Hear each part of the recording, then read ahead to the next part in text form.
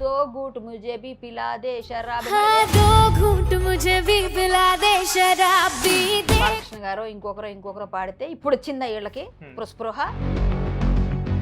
So ఇటీవల ఒక MLA చేసిన వ్యాఖ్యలు రాజకీయ నాయకులందరూ క్లీన్ చిట్ వచ్చేసింది, ఓన్లీ సినిమా వాళ్ళ వల్ల చెడిపోతుంది అన్నట్టుగా మాట్లాడుతున్నారు. మీరేంటి మరి మీరు ఎలక్షన్స్కి వెళ్ళేటప్పుడు టెస్ట్ చేయించుకుంటారా, మరి మీ నిజాయితీ చేసుకుంటారా అని చెప్పి మీరు టెస్టులు చేయించుకోండి. ఎస్ మేము రెడీ అన్నారుగా, రెడీ, అందరూ రెడీ. ఏం సినిమా వాళ్ళు కాదనుకుంటా, మొన్న ఈ మధ్య దొరికిన వాళ్ళు రాజకీయ నాయకులు.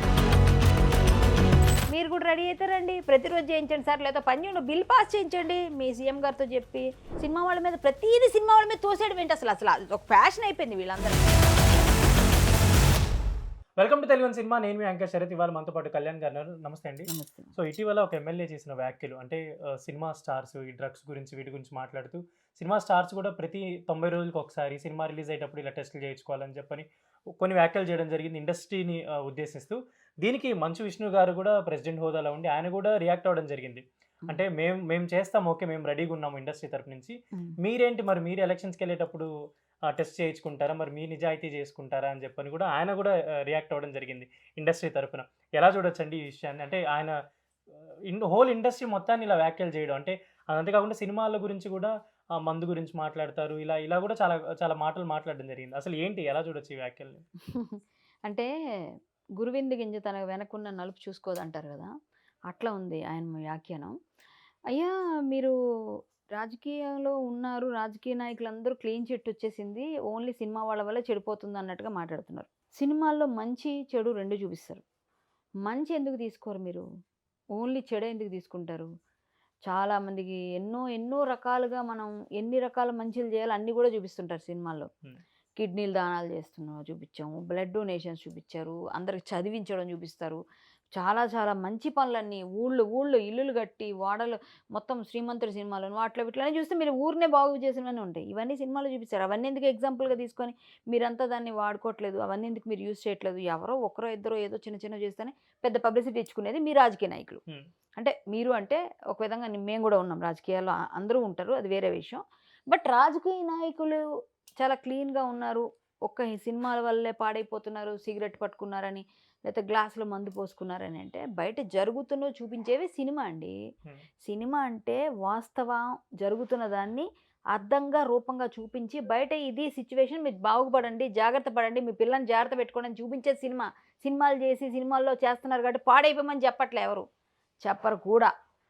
విజేత సినిమాలు కిడ్నీలు ఇచ్చేశారు, మరి మీరు అందరు ఇచ్చేయండి కిడ్నీలు, అవన్నీ చాలా ఉన్నాయి మంచి చెప్తే. అంతేకాకుండా ఎస్ మంచు విష్ణు గారు బాగా స్పందించారు. మా అధ్యక్షులు నిజంగా అబ్బాయి మా అందరితో కూడా ప్రతి సినిమా ముందు డ్రగ్స్ గురించి, డ్రగ్స్ రహితంగా ఉండాలి హైదరాబాద్ అని సీఎం గారు కోరారని, ప్రతిసారి కూడా ఒక చిన్న యాడ్ అన్నా చిన్నది ఏదన్నా మీరు చేయాలి డ్రగ్స్ విషయంలో, మీరు ఏదో ఒక చిన్నది దాని గురించి ఒక మందు మాట వెయ్యాలి అని ఆయన చెప్పారు. అది కూడా మేము పాటిస్తున్నాం. సో మాకు సమాజం పట్ల డ్రగ్స్ రహిత సమాజం కోసం మా వంతు కృషి మేము చేస్తున్నాం సినిమా వాళ్ళగా, మా అసోసియేషన్ తరఫున మేము చేస్తున్నాం.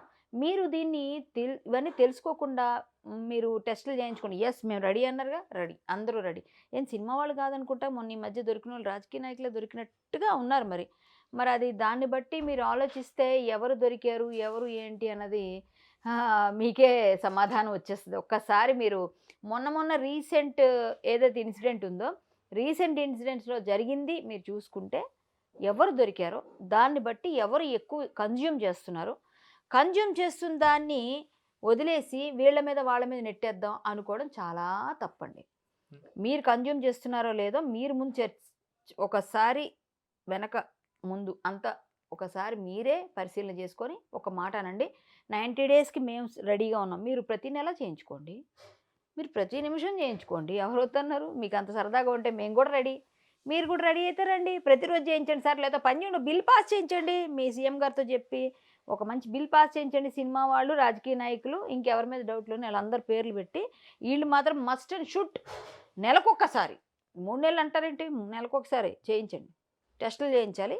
ఇందులో ఎక్కువ శాతం ఎవరు దొరికితే వాళ్ళని జైల్లో పెట్టించాలి, వాళ్ళకి పెద్ద పెద్ద శిక్షలు వేయాలి, ఇలాంటివి ఏమైనా ఉంటాయి కదా. మీరు ఏవైతే పెడతారో అవన్నీ పెట్టండి సార్, మేము కూడా యాక్సెప్ట్ చేస్తాం. కేవలం అంటే కొంచెం సాఫ్ట్ టార్గెట్ ఉంటారు సినిమా వాళ్ళని చెప్పి ఉద్దేశంతో ఈ అంతే. స్టేట్మెంట్స్ అనుకోవచ్చా? సినిమా లేదంటే వాళ్ళు బయటికి రారు, హ్మ్.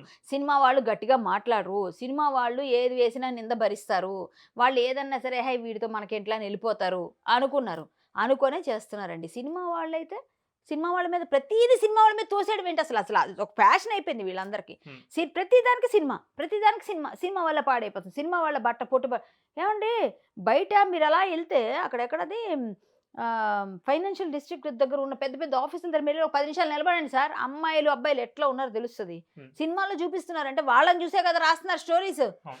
సో వాళ్ళని చూసి రాస్తున్న స్టోరీస్ మేము తీస్తుంటే మేము చూస్తుంటే మేము చెడగొట్టినట్టు ఎట్లా అవుతుంది. మీరు చెడిపోతున్నారా, మీ పిల్లలు చూసుకోండి అని చూపిస్తే తల్లిదండ్రులు బాగుపడతారు, తల్లిదండ్రులు ఆలోచిస్తారని ఆలోచింప చేయడానికి తీస్తారు సినిమాలు. సినిమాల్లో చూసి చెడిపోతున్నారంటే మీ బుద్ధి అంతవరకే ఉంది. హ్మ్. సినిమాలు చూసి ఎవరు చెడిపోరు, సినిమాల్లో మంచి కూడా చెప్తున్నారు, ఆ మంచిని కూడా తీసుకోండి. మరి మంచిని ఎందుకు తీసుకోరు? ప్రతిదానికి సినిమా వాళ్ళు టార్గెట్, ప్రతిదానికి సినిమా వాళ్ళు అయిపోతున్నారు, సినిమా వాళ్ళు అయిపోతుంది, సినిమా వాళ్ళే మొత్తం సమాజం అంతా చెడిపోతుందంటే సినిమా వాళ్ళే కదా. హ్మ్. ఏమైనా బుద్ధి అంతేకాకుండా ఉందో ఆయన మాట్లాడుతున్నారా? పేర్లు కూడా తీయడం జరిగింది. అంటే బాలకృష్ణ గారు అవ్వచ్చు, పవన్ కళ్యాణ్ గారు, వీళ్ళు గ్లాసులు పట్టుకోవట్లేదా, మందు అలా చాలా మాటలు కూడా మాట్లాడడం జరిగింది. ఆ ప్రెస్ మీట్ మొత్తం కూడా ఏమండి ఒకప్పుడు టార్గెటెడ్‌గా పాటలు ఉన్నాయి, తీసుకో కోలా అని ఒక పాట వచ్చింది, హ్మ్. అది హ్మ్. ఎప్పుడండి? అప్పుడు హ్మ్. అంటే అప్పుడు మందు పాటలు లేవా? అప్పుడు ఎవరు పాడలేదా? అప్పుడు ఎవరు చేయలేదా? లేకపోతే ఇప్పుడు ఈ మధ్య ఎవరో మన బాలకృష్ణ గారో ఇంకొకరో పాడితే ఇప్పుడు వచ్చిందా వీళ్ళకి హ్మ్. స్పృహ? అంటే అప్పటి నుంచి మీకు స్పృహ లేదా?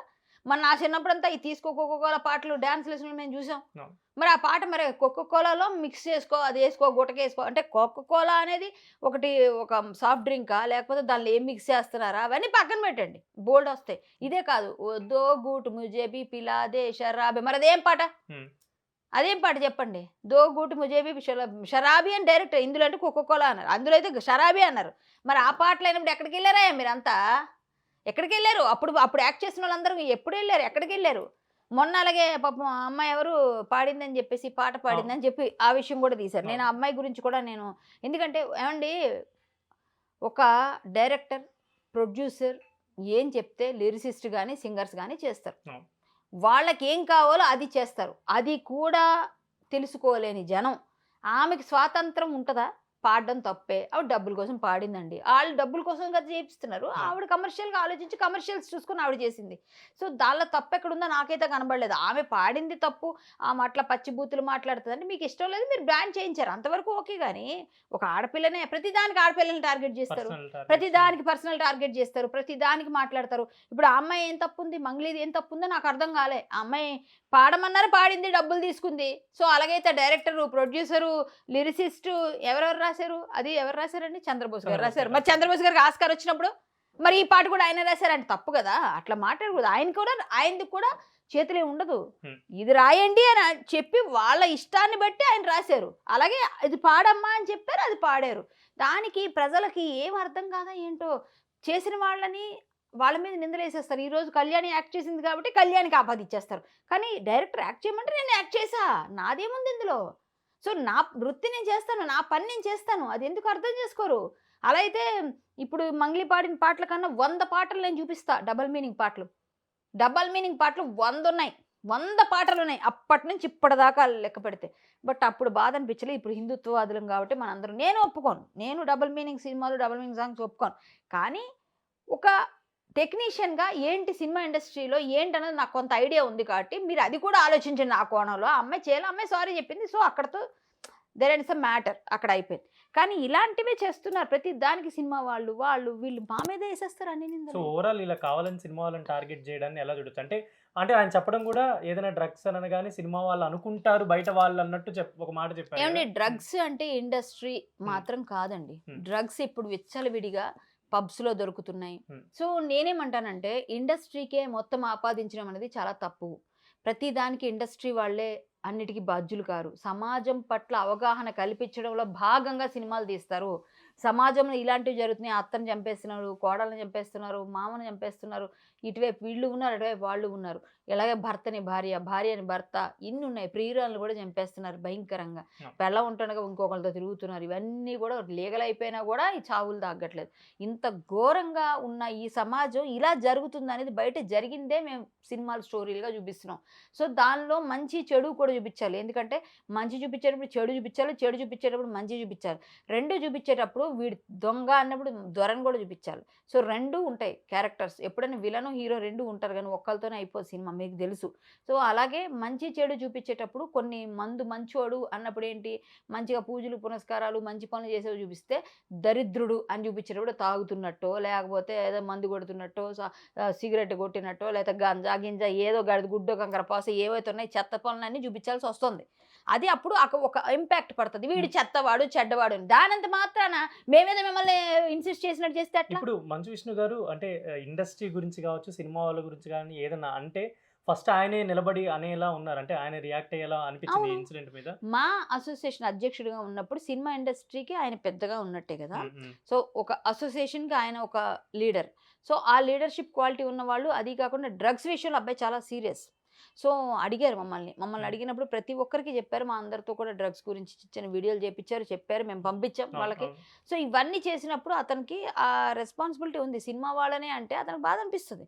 సినిమా ఇండస్ట్రీని అంటే బదులు మీరు కూడా రాజకీయ నాయకులు కూడా డ్రగ్స్ సేవిస్తున్నారు, ఈ పబ్స్లో చేసుకుంటున్నారు, టెకీస్ సేవిస్తున్నారు, అలాగే బయట ఎక్కడ చిన్న గవర్నమెంట్ స్కూల్స్లో పిల్లల్ని చిన్న చాక్లెట్స్ లాగా దానిలో పెడుతున్నారని, లేకపోతే అక్కడ చిన్న ఏవో ఉన్నాయి, ఎన్నో ఫార్మాట్స్ ఉన్నాయి, అన్నిట్లోని వీళ్ళు చెడగొడుతున్నారు. ఇవన్నీ చూపించేది సినిమా అండి. అవగాహన కల్పించడానికి తీసే సినిమాలు అది మేమేదో మంచి చేద్దామని కొన్ని చేస్తారు, కానీ దానివల్ల చెడిపోతున్నారంటే నేను ఏకీభవించను.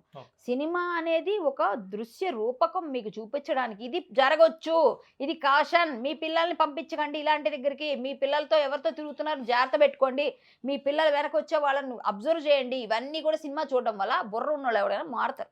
మేము పిల్లల్ని పంపించాం, మేమే పట్టుకుంటాం, మాతోనే వెళ్తాం, మాతోనే వస్తాం, ఫ్రెండ్స్తో వదలం, విచ్చలవిడితనం చేయమని. అప్పుడే కదా మీరు విచ్చలవిడితనం వదిలేస్తుంటే కదా తల్లిదండ్రులు అందరూ బిజీ అయిపోయి చదువుకోకుండా వాళ్ళు ఏదో డబ్బులు సంపాదనలో పడితే ఈ పిల్లలు ఇష్టం ఉన్న ఫ్రెండ్స్తో తిరిగి పాడైపోతున్నారు. మరి అవన్నీ కూడా మేము చూపిస్తున్నాం. మంచి చెప్తుంటే మంచి చెప్పేది మానేసి సినిమా వల్ల చెడిపోతున్నారు, సినిమా వాళ్ళ వల్ల. సినిమా వాళ్ళు చేసేది నటన అండి, నటిస్తున్నారు, సినిమాలో జీవించట్లేదు. ఇప్పుడు మీరు దొరికిన పార్టీల్లో దొరికింది రాజకీయ నాయకులు దొరికారని మొన్న చెప్తున్నారు. మరి రాజకీయ నాయకులే టెస్టులు చేయించుకోవాలి, మీరే ఒక బిల్ పాస్ చేయించండి, మీరే ఒక బిల్ తీసుకురండి, నెల చేయించుకోండి, 10 రోజులు చేయించుకోండి, రోజుకోసారి చేయించుకోండి, ఎవరొద్దన్నారు. డ్రంక్ అండ్ డ్రైవ్ లాగా డ్రగ్స్ గురించి కూడా పెట్టించండి, ప్రతి దగ్గర పెట్టించండి, సినిమా వాళ్ళకే కాదు ప్రతి ఒక్కరికి చేయించండి. ముఖ్యంగా మీ ఎమ్మెల్యేలు ఎంపీలు మీ అందరికీ ఫస్ట్ చేయించండి, ఆ తర్వాత మా దగ్గర రండి. థ్యాంక్ యూ థ్యాంక్ యూ అమ్మా.